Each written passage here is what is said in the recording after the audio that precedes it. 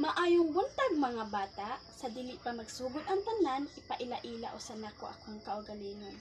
Ako si Teacher Rina. Ako ang inyong maestra sa karon nga adlaw.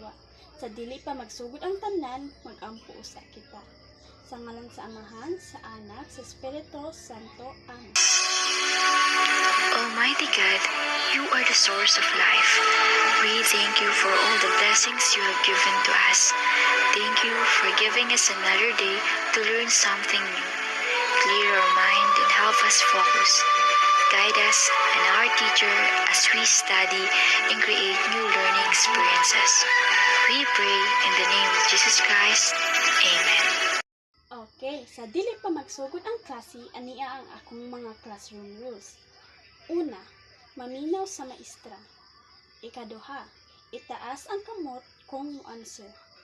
Ikatulo, hipuson ang mga walay gamit na butang sa sulod sa balag aron makapokus sa klase. Okay, nagkasinabot ra ba ang tanan? So sa dili pa, magtawag usa ako sa inyong mga pangalan ug isa ang inyong kamot o kamo ania. Ana, Carlo, Maria. Okay, so walay absent sa karon. Kagahapon nag-discuss kita. So para mas mahibaw-an nako o nahinumduman pa ba ninyo ang atong gi-discuss gahapon, aduna ako'y pangutana. Unsa ang atong gi-discuss gahapon? Ana. Okay, sakto. Ikaduha. Kinsay makahatag og example nako sa mga verb? Carlo. Okay. So karon na ako ipakita nga video. Ang gusto nako buhaton ninyo kay maminaw og magkuha og isa ka buong nga papel para isuwat sa papel ug unsay mga nahitabo sa sulod sa video. Song.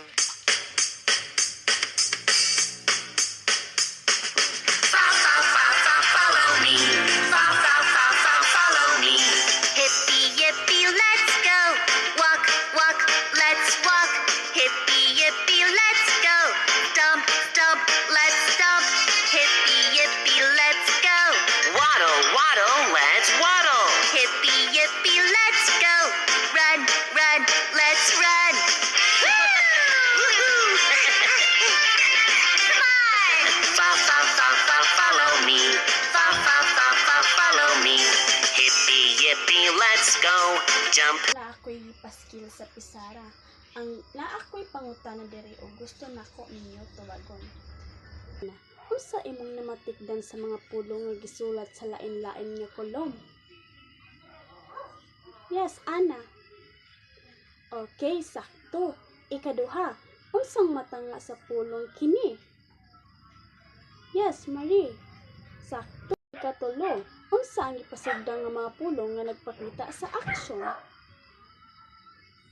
Yes. Sakto. Karon, adunay nakapaskil sa pisara. Ang gusto nako ninyo buhaton kay basahon ninyo ang nakasulat sa pisara. Una, verb. So, ang verb usa ka pulong nga nagbuhat nga nagpakita sa aksyon panghitabo sa kahimtang sa pagkatawo.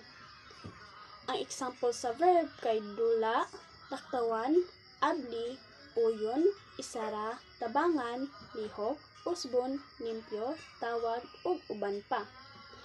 Ang unsa ang simple verb tense? So ang simple verb tense nagpahayag sa aksyon nga nahitabo, mahitabo, o mahihitabo. Nasabtan ba ninyo ang leksyon nato karon mga bata? So kung nasabtan ninyo, aduna ako'y mga pangutana. Unang pangutana, unsa man ang simple verb tense? Ikaduha, unsa ang tulo ka simple verb tenses? Makahatag ka ba og pananglitan sa sentence gamit ang past tense? Okay. Unsa man ang bahin sa isa ka tudling pulong gamit ang present tense? Sakto. Ikalima, katapusan usa ka sentence gamit ang umaabot na tense. Okay. So karon ang gusto nako buhaton ninyo is bahinan kamo sa upat ka grupo og ang matag grupo makadawat og lain-lain nga ginantingan nga papel tagsa-tagsa. Unya, adunay usa ka represente sa matag grupo nga modrama sa pulong diha sa gilis nga papel. Ang ubang miyembro hatagan og 1 minuto sa pagtag-an sa pulong. Human sa makatag-an sa pulong, kinahanglan nilang gamiton ang pagporma og sentence gamit ang simple verb tense. Ikalima, ang grupo nga pinakadako nga makuha ang marka mao ang makadawat og taas na marka. Aduna ako'y ipaskil sa pisara. Kini ay tagsa-tagsa ninyo kabuluhaton. Gusto na ko buhaton ninyo kini karon og ipas dayon. Para sa inyong assignment, sa imong papel, kopyaha ang mga tudling pulong sa ubos dayon ilha ang mga pulong sa matag sentence nga simple verb tense karon, kaniadto ug sa umaabot.